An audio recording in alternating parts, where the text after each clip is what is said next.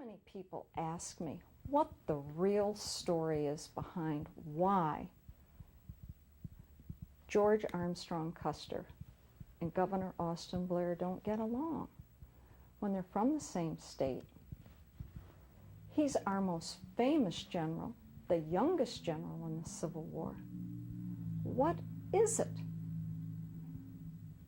And I know this is just going to remain between a few of us and won't go any farther.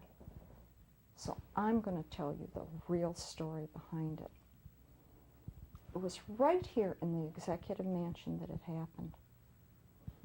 One day, the doorbell rang, and my maid went and answered the door, took his cap. He came in the living room. I said, "Do come into the parlor, and we'll have some tea and crumpets." And I said, I was so glad to meet Lieutenant Custer that I knew he was an extremely bright boy, but I wanted to know why he graduated last in his class at West Point. And he said, I was defending the honor of the girls that I dated, and I just couldn't stay away from Mary's bar down the road. I said, yes, I heard about you getting syphilis. And he says, it's come all the way to Michigan? I said, there isn't much that escapes the governor. And I said, what is in your plans? And he said, I really don't know, but I'm going to be sent to the front. I know that much. And he leaned forward and looked at me and he said, Mrs. Blair, I just can't believe that the governor hasn't told me before how beautiful you are. Ooh, flattery will get you everywhere. And he said, I'm glad that you asked me what's going to happen in the future. And I do know that I may not see the light of day next week. And he said, I have a request of you. And I said, such a gallant young man as you, I'm sure I would be happy to fulfill it. And he took out a $500 gold piece and put it on the table right in front of me and looked up and said, Mrs. Blair,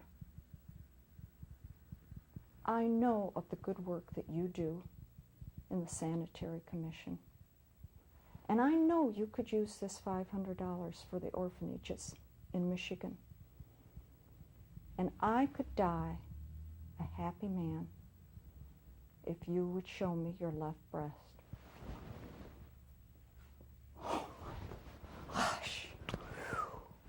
But then I looked at that money, and I thought about all the good I could do.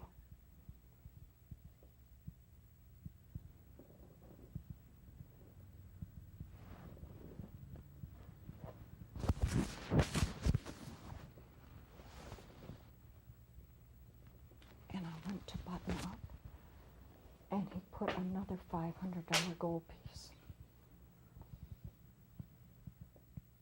And he said, I could really die a happy man if I could see your other breast. Oh my gosh.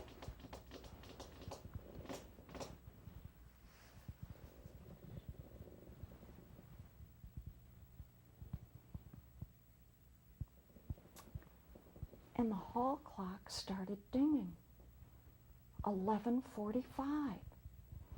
He took out his pocket watch and he says, your hall clock keeps perfect time. It's 11:45, and I have a 12 o'clock appointment. He kissed my hand goodbye, tipped his hat, and said, Mrs. Blair, I will never forget this meeting. And I said, neither will I rang, and my maid brought him out to the hallway, closed the door behind him. I was sitting back thinking about what I had done, but all the good I could do with that money. And all of a sudden, the governor came in the back door. And he said, Mrs. Blair, I have a 12 o'clock appointment with Lieutenant Custer. And I said, oh, he just left. He said, did he leave the $1,000 that he owes me?